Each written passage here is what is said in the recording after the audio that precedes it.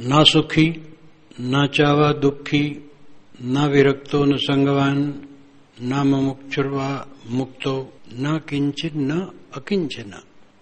न सुखी न चावा दुखी न विरक्तो न संगवान न मुमुक्षुर्न वा मुक्तो न किंचन न अकिंचन। कल्याण प्राप्त पुरुष न सुखी होता है न दुखी होता है, न विरक्त होता है न आसक्त होता है, न मुमुक्ष होता है न मुक्त होता है, न किंचित होता है न अकिंचित होता है। वो सुखी इसलिए नहीं होता है क्योंकि उसे किसी उपलब्धि में हर्ष नहीं है। लौकिक उपलब्धि में हर्ष है ही नहीं तो सुखी होने की बातें नहीं। और उपलब्धि चली गई तो दुखी होने की बात नहीं, क्योंकि वो उपलब्धि की इच्छा ही नहीं है।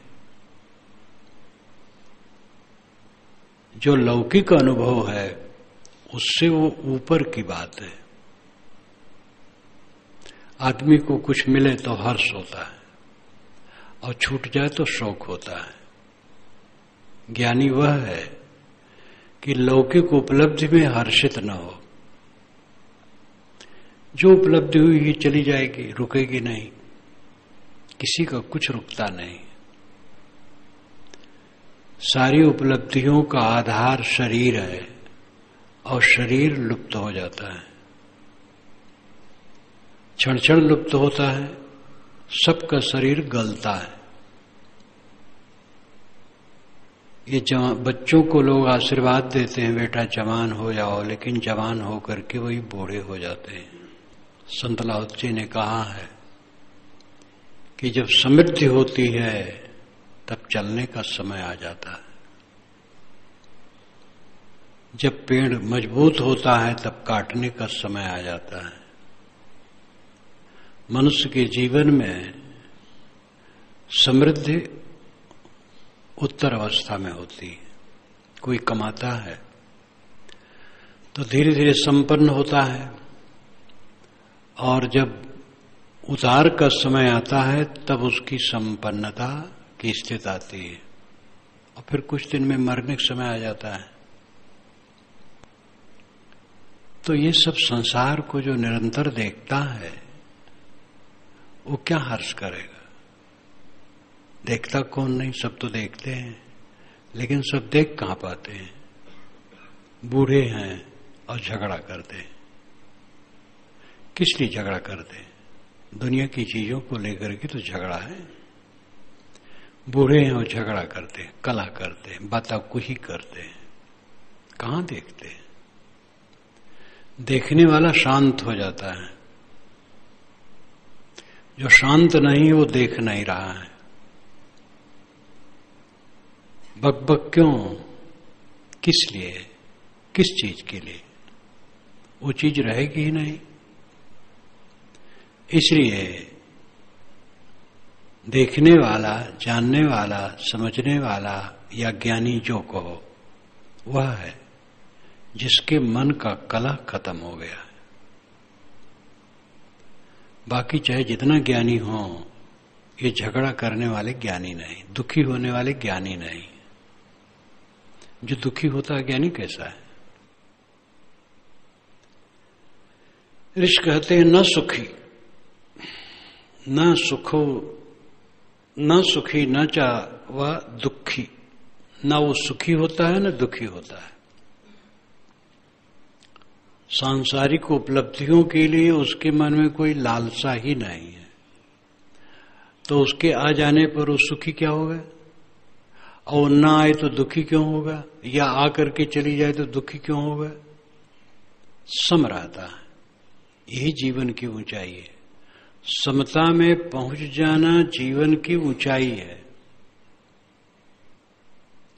और ये विवेक, ज्ञान और अभ्यास से होने वाला है। जीवन में इस प्रवाह को कोई रोक नहीं सकता है कि मिले ना और बिछुड़े ना। मिलेगा और बिछुड़ेगा। चीज आएगी और जाएगी। अनुकूलता आएगी और जाएगी, प्रतिकूलता आएगी और जाएगी। इसको कोई रोक नहीं सकता है। बड़े बड़े के जीवन को देखो, कोई बच नहीं सकता है। तो मनुष्य वह है जो समता को प्राप्त हो जाए, न सुखी न दुखी, न विरक्तो न संगवान। संगवान का मतलब आसक्त, संग वाला, संग वाला आसक्ति वाला। जब संगवान ही नहीं है तो विरक्त होने की बात ही नहीं, आसक्ति ही नहीं है तो वैराग्यवान है कहने की क्या जरूरत है? आसक्ति ही नहीं है, इसलिए वैराग्यवान होने के लेबल लगाने की कोई जरूरत नहीं। समय हो न मोक्ष न वो मुक्तो, वह मुमुक्ष नहीं है, मोक्ष की इच्छा वाला नहीं है, और न मुक्त है, क्योंकि बंधन ही नहीं है। उस ऊंचाई पर पहुंचा है, मुमुक्ष होना और मुक्ति पाना उसको नहीं है, वो तो सब समय मुक्त ही है। न किंचन न च अकिंचन, न उसके साथ कुछ है और न नहीं कुछ है, सब धो पहुंच करके साफ, निरांत, शांत। इस चीज को देख लो, आस पड़ोस में, घर में या पास पड़ोस में कोई मर गया हो तो कल्पना करो, उसका कुछ है वो कुछ नहीं है, कुछ भी नहीं है, न कुछ है न कुछ नहीं है, सब समाप्त है। यद्यपि संसारी दशा है मर जाना, लेकिन उसका कुछ है। अब अस्थाना जी का कुछ है, प्रीतम नगर कॉलोनी में अस्थाना जी का कुछ नहीं। इस चीज को जो पहले समझता है और उसकी धारणा हो जाती, चरितार्थता, तो वो दशा आ जाती है। वो प्रपंच शून्य को देखता है, प्रपंच शून्य, कोई क्लेश नहीं। विक्षेपो न विक्षिप्त समाधो न समाधिमान, जाड्डे अपना जड़ो धन्य पंडिते पांडित्ये अपि न पंडित, विक्षेपे अपि न विक्षिप्त समाधो न समाधिमान, जाड्डे अपि न जड़ो धन्य पांडित्ये अपि न पंडित। वह विक्षिप्त दिखता हुआ विक्षिप्त नहीं है, जो राग रंग न करे, भीड़ भड़का पसंद न करे, एकांत शांत चाहे, मौन चाहे। लोग कहते पागल है, कोई आदमी है, राग रंग ही नहीं है। मुझे याद आई, मैं कलकत्ता में प्रेम यहां तो बहुत रहा हूं, पारक प्रकाश जब से शुरू हुआ तब से तो 2 महीना वर्ष में मैं वहीं रहता था, दिसंबर और जून। तो बिचले तल्ले में जो सड़क के तरफ कमरा है, एक तो कोन में है, वो प्रेम प्रकाश का रहता था, और उसके पूरब वाला जिसके सामने सड़क के तरफ बरामदा है, उसमें मैं रहता था।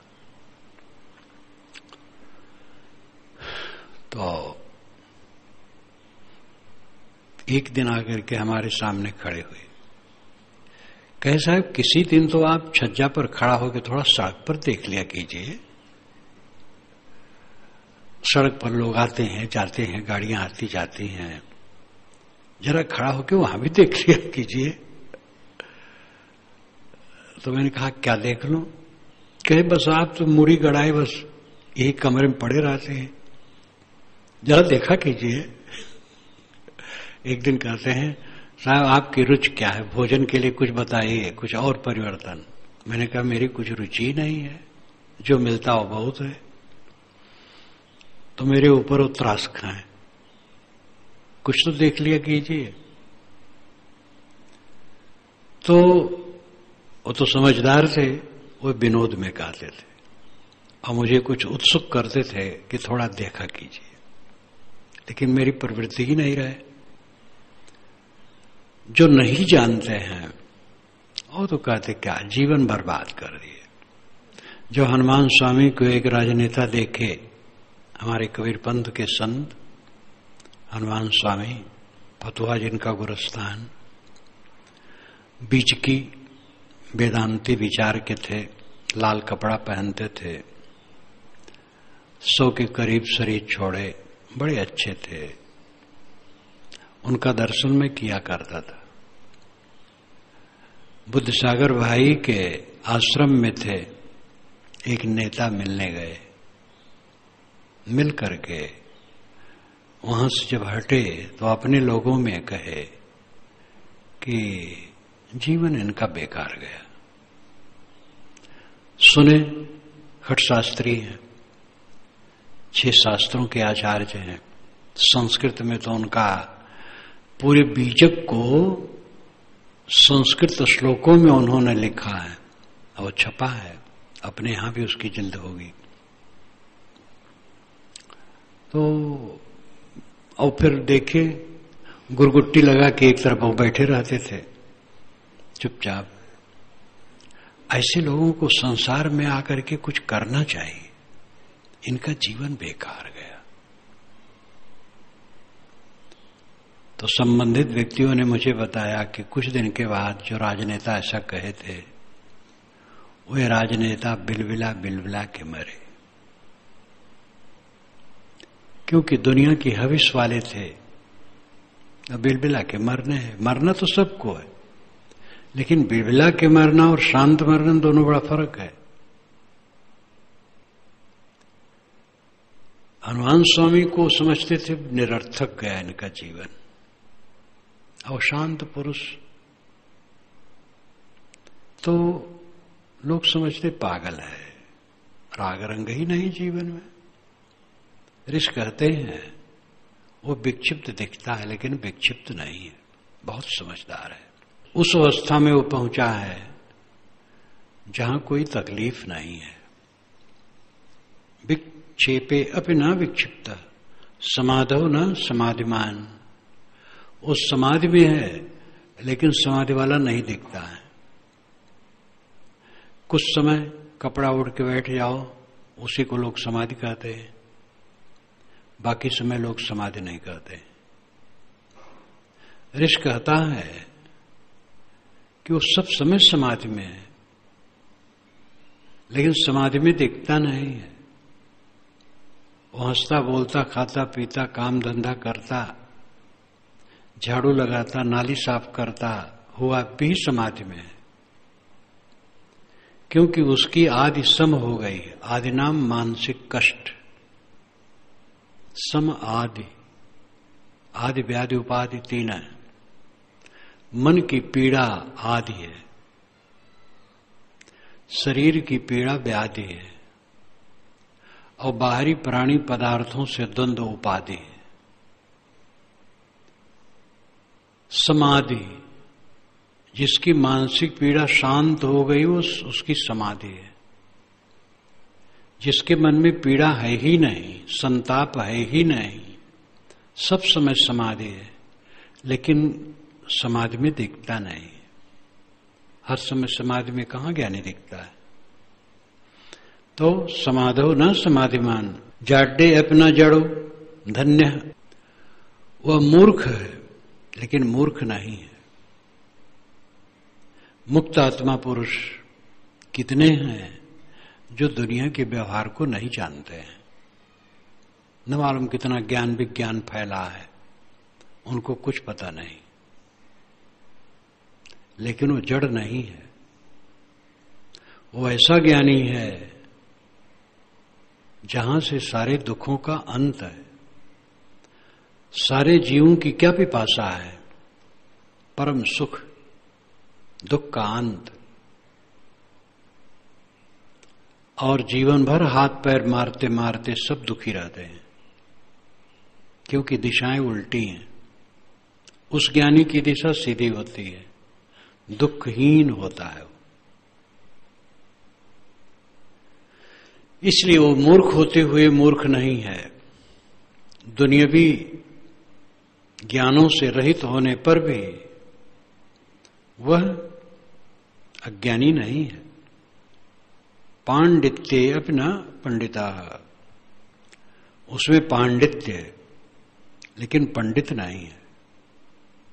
पांडित्य का अभिप्राय है विवेकवती बुद्धि संपन्न होना। जिसमें विवेकवती बुद्धि हो पंडित है, लेकिन वो पत्राधारी पंडित नहीं है। शायद श्लोक कोई शुद्ध न बोल पावे, पढ़ भी न पावे, शास्त्रों के विषय में कुछ व्याख्यान न दे पावे, लेकिन महापंडित है। उसी मनुष्य की शोभा है, उसी मनुष्य के जीवन की सफलता है जिसके मन से दुख निकल गया। अब दुख नहीं है। दुख तो हम खरीदते हैं अपनी मूर्खता से। जिस समय हम दुखी होते हैं वज्र मूर्ख हैं। ज्ञानी वह है जो दुखी नहीं होता है। इस दुनिया में रह करके दुखी होने की जरूरत है जहां की कुछ ठिकाना नहीं है। किस लिए दुखी हो? पांडित्य अपने पंडिता मुक्तो यथा स्थित स्वस्थ कृत कर्तव्य निर्वृत सम सर्वत्र वैतृष्णात्म अस्मरत कृतम कृतम। मुक्तो यथा स्थित स्वस्थ, वह सब समय मुक्त है और यथा स्थित स्वस्थ है। मुक्त का मतलब छुटा हुआ, सारे बंधन जिसके कटे हैं, कोई खिंचाव कहीं नहीं है। न कुछ देखने की इच्छा है, न सुनने की इच्छा है, न पाने की इच्छा है, कुछ भी इच्छा नहीं। यथा स्थित स्वस्थ, यथा स्थित स्वस्थ का मतलब है जिस किसी अवस्था में प्रसन्न, पीड़ा रहित। स्वस्थ का मतलब है अपने आप में विश्रांत, स्वस्थ, स्व में स्थित, अपने आप में संतुलित, शांत। यथा स्थित स्वस्थ, जैसी भी स्थित हो स्वस्थ। कीचड़ में है, सूखी जमीन में है, गर्मी में है, ठंडी में है, वर्षा में है, वातानुकूलित कक्ष में है, पेड़ के नीचे है, सब समय उसका मन शांत है। निंदा हो रही है, गाली लोग दे रहे हैं, प्रशंसा कर रहे हैं, आरती उतार रहे हैं, दोनों में समय। यथा स्थित स्वस्थ, यथा स्थित, जो भी स्थित हो, सब में स्वस्थ, सब में शांत।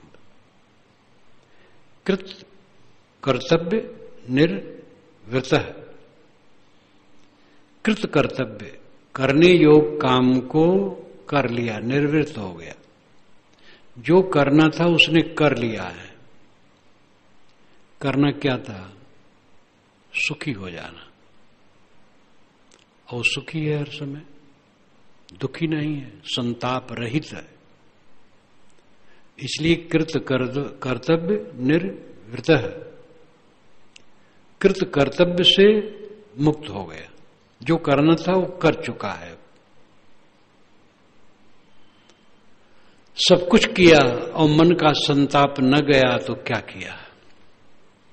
और मन का संताप मिट गया, मन की पीड़ा मिट गई, मन का खिंचाव मिट गया, तो अब क्या करना बाकी रहा?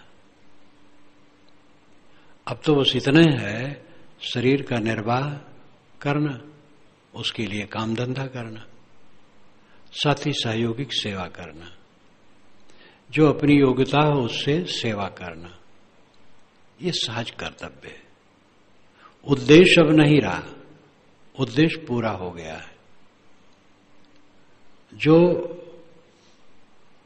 सामने एक उद्देश्य रख करके आदमी करता, वो अब कुछ भी नहीं रहा। उद्देश्यहीन हो गया। लाओ त्से ने भी इसको कहा है। उसका उद्देश्य नहीं रहा, क्योंकि उद्देश्य पूरा हो गया है, दुख निवृत्त हो गया है, चित्त पीड़ा रहित हो गया है।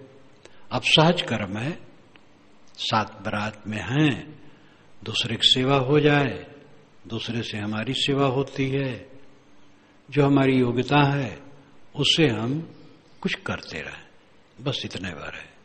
और कोई लक्ष्य नहीं रह गया, मंजिल को पा गया है। दुखहीन मन हर समय बना है कृत कर्तव्य निर्वृत।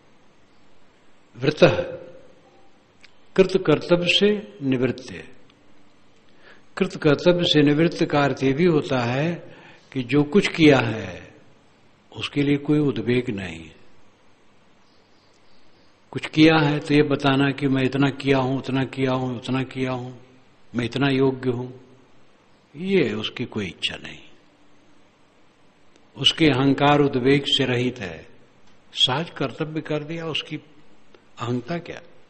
समः सर्वत्र वै तृष्णात्।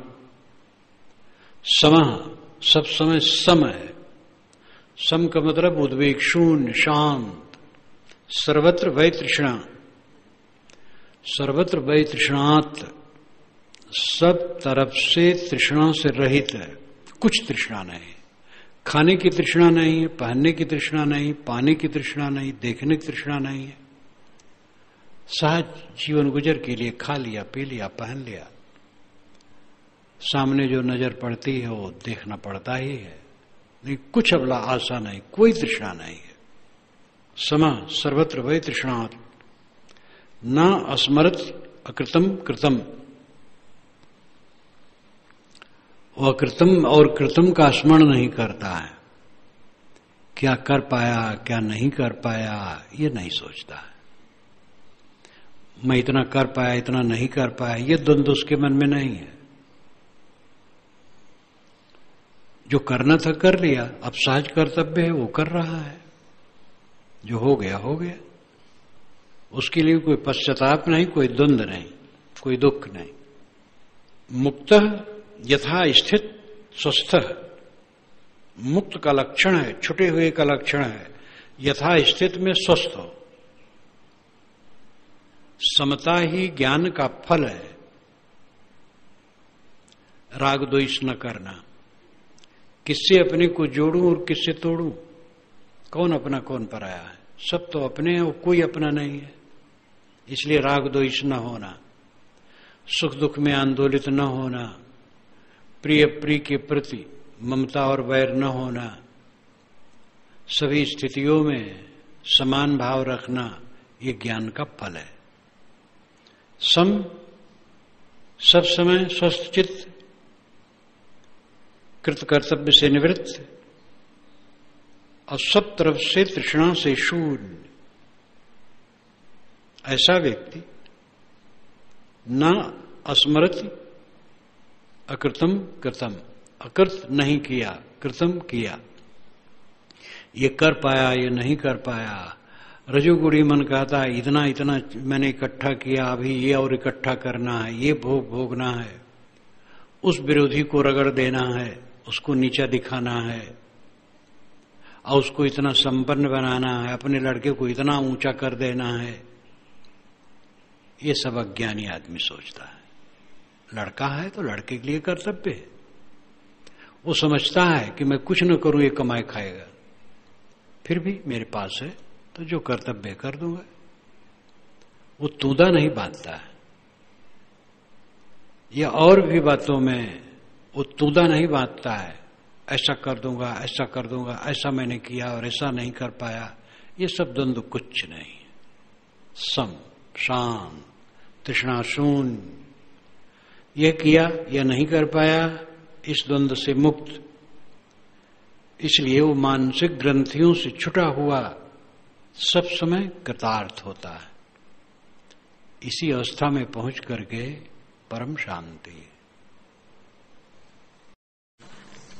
न प्रीते वंदमानो निंदमानो न कुप्यति, नयोद विजति मरणे जीवने नावे नंदति।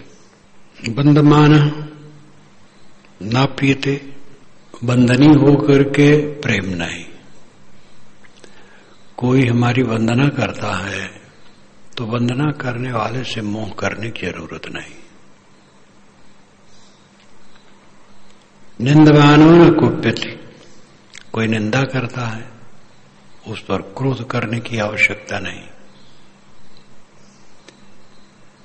अपनी अपनी भावना लोग प्रकट करते हैं, हमारी भावना क्या है? साधना क्या है? उठते बैठते चलते फिरते सब समय मन को देखो, मन की स्थिति क्या है।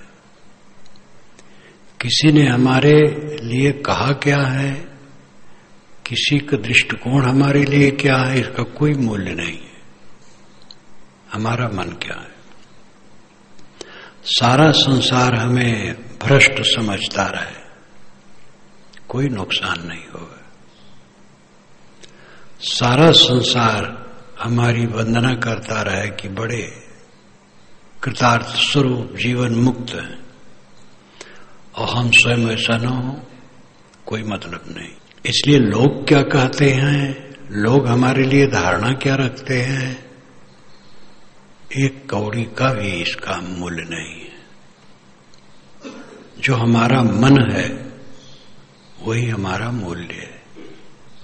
इसलिए अपने मन को देखो, मन की स्थिति क्या है।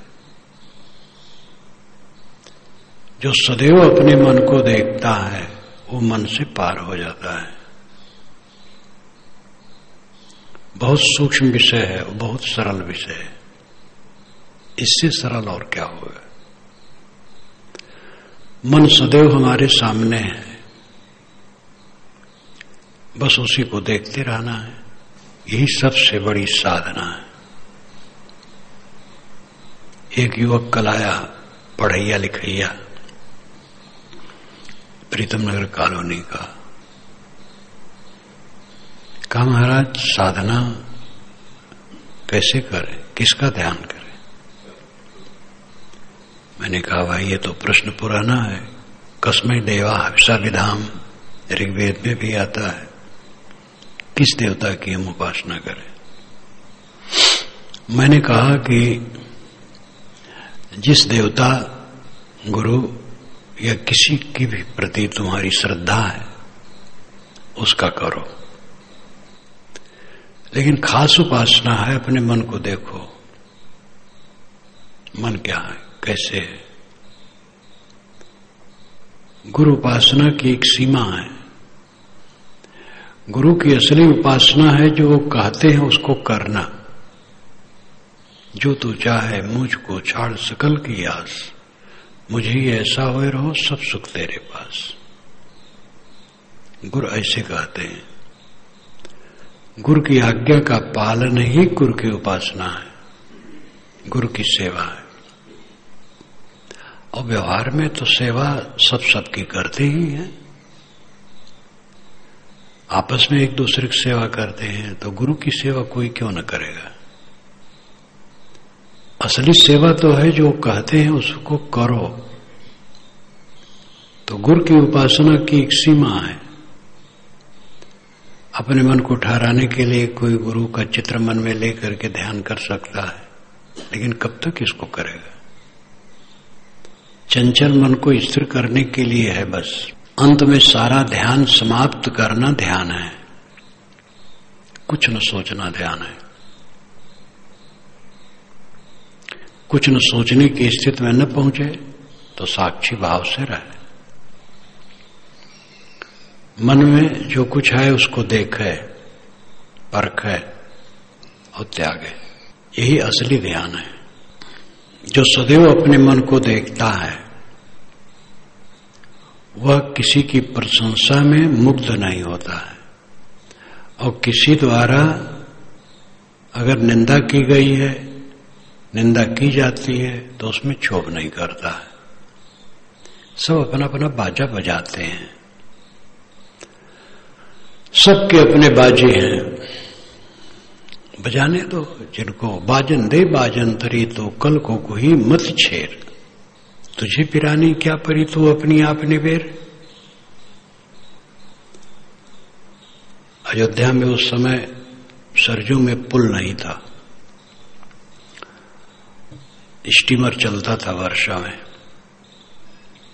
हम लोग कार्तिक में जा रहे थे, 2-4, शायद गुरुजी पहले पहुंच गए थे। ट्रेन से लकड़मंडी पहुंचे, वहां रात भर रहना हुआ। बड़ी एकादशी पड़ती थी उसी दिन, दूसरे दिन। अब बड़ी एकादशी को तो वैष्णव लोग सब के सब व्रत रहते हैं, गृहस्थ लोग भी काफी रहते हैं। हम लोगों का स्टीमर मिलने वाला था देर में, नहाए धोए और लिट्टी चोखा लगाए। वैष्णव का एक आश्रम, उसी से बर्तन मांग लाए और बर्तन तो दे दिए, लेकिन कुपित थे हम लोगों पर। वे कितना पाप करते हैं, बड़की एकादशी में ये लोग खा रहे हैं अन्न, तो हम लोग तो खाए पिए। एक पंडित जी आगे गोरखपुर की तरफ के, वो पारक सिद्धांत जानते थे, वो संस्कृत के विद्वान थे। श्री सुखसागर साहब से उनका संपर्क था, देखते ही खुश हो गए। हम लोग पास बैठ गए, बातचीत होने लगी, मगन हो गए। पूर्ण साहब की त्रिज्या के अंतिम में जो अस्तित्व परक सभा है, उसमें बहुत याद था उनको। उन्होंने कहा, जाते सकलो परख या सो पारख निज रूप, तहां हो स्थिर तो नहीं छाई ब्रह्म को। बातचीत चलने लगी, इतने में वो आश्रम के एक तेज तर्रार साधु आ गए, जिनकी उम्र 40 तक रही होगी। बैठे सुनने लगे, लेकिन उनको तो क्रोध था खास, तो बीच में बोल पड़े।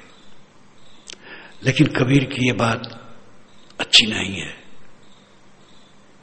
कि पात्र पूजे हर मिले तुम्हें पूजो बाहर। तो मैंने कहा, इसमें आप क्यों छुपते हैं, ये हमारे बीजक में है भी नहीं। लेकिन वो तंद्राते रहे। तो पंडित जी ने कहा, बाजन दे बाजन तरी। इतने भर गए तो मैं चुप हो गया। उन्होंने इशारा कर दिया, फिर वो चले गए। तो पंडित जी ने कहा, इन लोगों के अंदर में धुआं है, आग नहीं है, क्या कीजिएगा इनको। फिर स्टीमर में साथ साथ बैठे गए।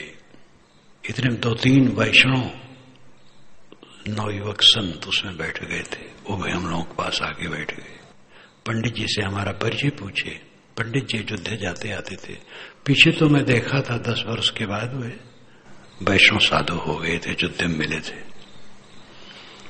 तो उन्होंने हमारा परिचय पूछा, जो नए साधु थे, तो हम लोगों के लिए वो बड़ी प्रशंसा की। पारक सिद्धांत वो अच्छी तरह से जानते थे, लेकिन अब उनकी निष्ठा थी जिसमें, उसमें गए। कितने ऐसे हैं कि जहां रहता जाते हैं, लेकिन मूल बात पर ध्यान देते हैं। ऐसे ऐसे वैष्णव संत हमें मिले हैं, जब मैं साक्षी भाव की बात बताई तो उन्होंने स्वीकारा। यही असली साधना है। तो लोग क्या कहते हैं हमारे लिए, ये सोचना, ये तो आज अनादिकाल से ही तब सोच सोच करके दुख को प्राप्त ही किए हैं। जो पुराना रास्ता है वो कब तक पकड़े रहोगे।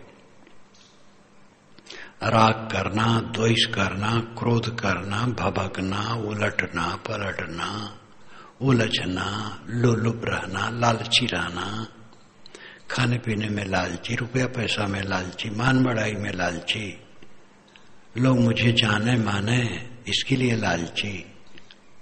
ये तो सब सदा से रहे ही हो, और यही रास्ते में रहना है तो फिर क्या मतलब होगा। सबसे निरस्त हो जाओ, निष्काम हो जाओ, अस्तुत पाकर के खुश न हो, निंदा पाकर के ना खुश न हो।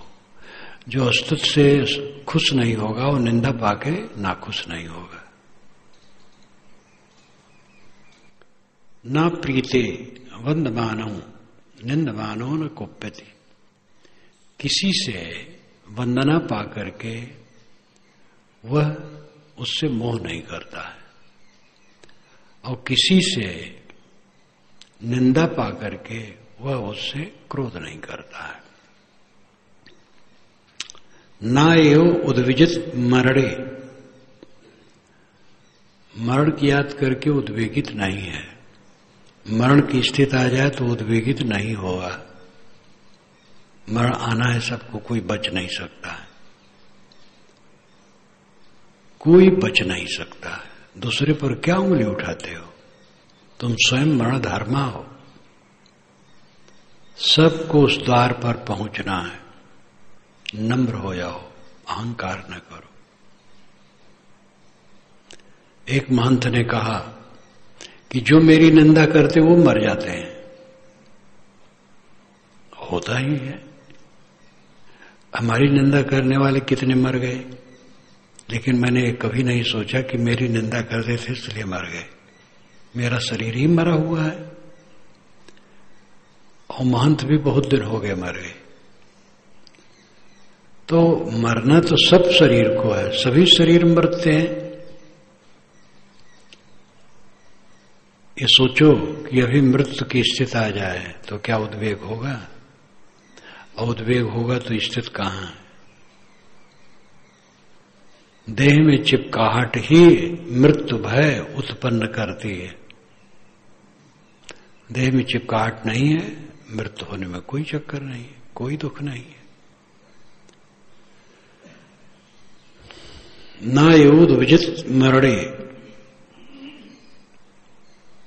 मरण की स्थिति आने पर कोई उद्वेग नहीं है। जीवन है नाभिनंदति, जीवन के लिए कोई अभिनंदन नहीं है। शरीर अभी कुछ दिन रहे, कोई आवश्यकता नहीं। संसार का कुछ और काम कर दूं, संसार को कोई आवश्यकता तुम्हारी नहीं। तुम भ्रम में हो, तुम नहीं रहोगे तो संसार डूब जाएगा। संसार अनादि काल से चलता है।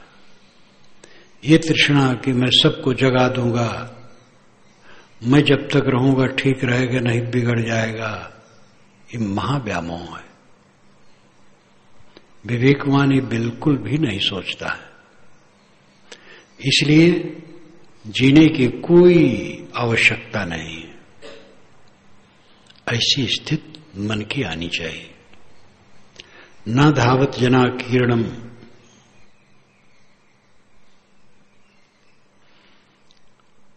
नारायण मुपशांदधि यथा तथा यत्र तत्र सम एवावत तिष्ठते। शांतधि उपशांतधि, उप कई जगह लगता है, उपशाम पूरी शांति। उपशांतधि जिसकी बुद्धि पूर्ण शांत है। न धावत जनाकीर्णम, जन आकीर्णम, आकीर्णम फैला हुआ विस्तृत, जन से विस्तृत मनुष्यों की भीड़ भड़का, मनुष्यों का भीड़ भड़का। न धावत जनाकीर्णम, वह ज्ञानी पुरुष सभा सोसाइटी जन समूह के लिए चेष्टा नहीं करता है कि वहां जाऊं। न अरण्यम उपशांति, न अरण्यम जंगल जाना चाहता कि जंगल में जाऊंगा तो वहां शांति मिल जाएगी। यथा तथा यत्र तत्र, यथा तथा जैसे तैसे, यत्र तत्र जहां कहीं, सम एवावत तिष्ठते, सब जगह शांत होकर के स्थित रहता है। जंगल हो, गांव हो, शहर हो, बस्ती हो, नदी का तट हो, पेड़ हो, मकान हो, जब जहां स्थित आई वहां वह शांत है। भीड़ भड़क्का की अपेक्षा एकांत ठीक है, लेकिन एकांत तो मन का दृष्टा होना है। एकांत में जाकर के कोई मन में उद्वेगित रहे तो एकांत क्या करेगा? एकांत साधारण साधक के लिए ज्यादा खतरा से खाली नहीं है। साधारण साधक को तो संतों के साथ रह करके सेवा भक्ति में लगा रहे, व ध्यान मनन में लगा रहे। ज्यादा एकांत उसके लिए भयंकर खतरा है।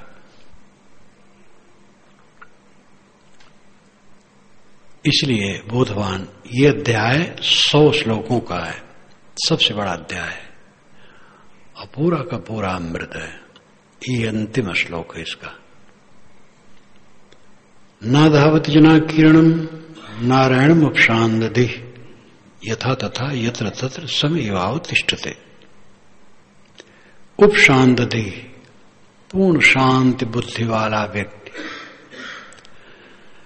न भीड़ भड़क्का की इच्छा करता है और न जंगल की इच्छा करता है।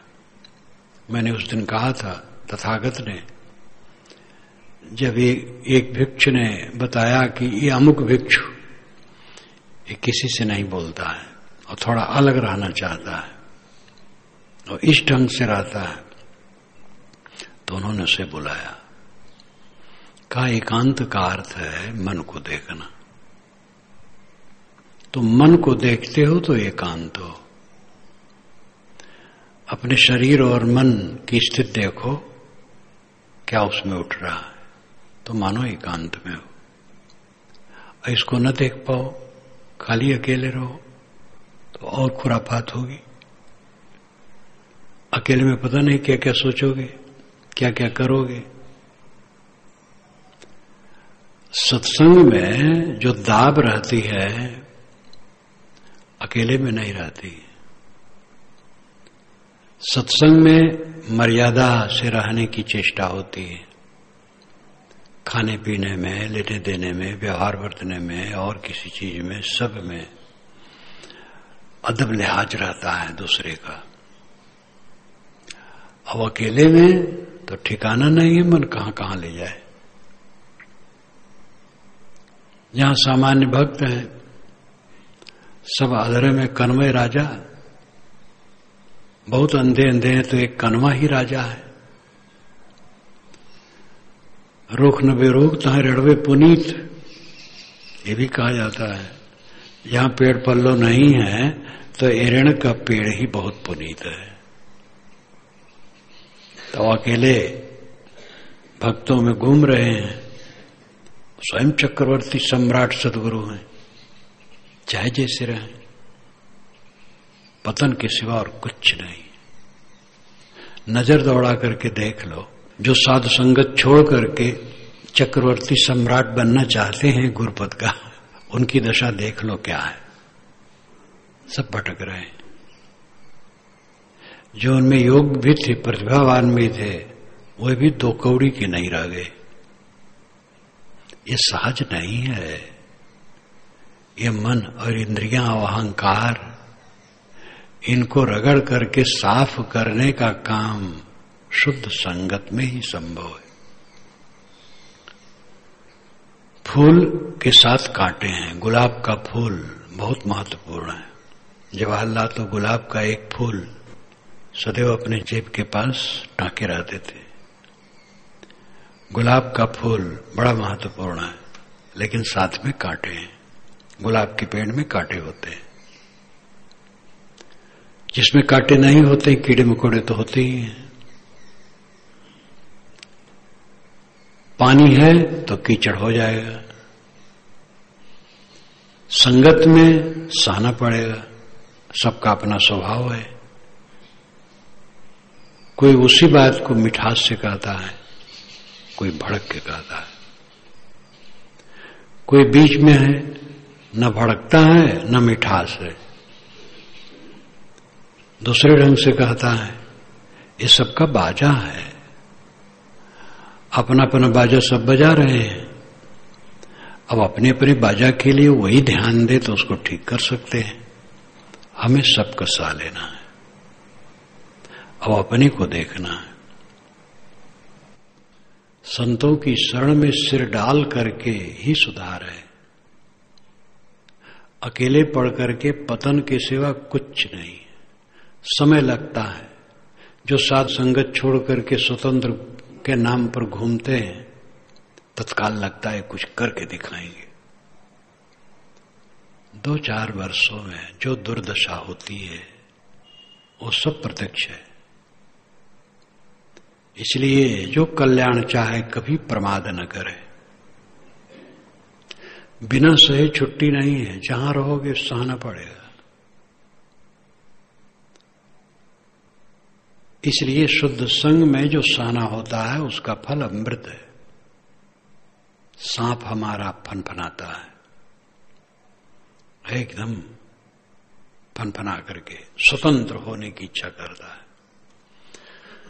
और स्वतंत्र होने की इच्छा ही उनका पतन है। परतंत्रता में स्वतंत्रता है, स्वतंत्रता में परतंत्रता है। जो साथ में सब हैं, जिनके द्वारा हमारा सब कुछ ठीक ठाक चल रहा है, उनका गुस्सा भी थोड़ा सह लें, कभी उनकी ऊंच नीच बात भी सह लें। और ये भाव सबको रखना चाहिए।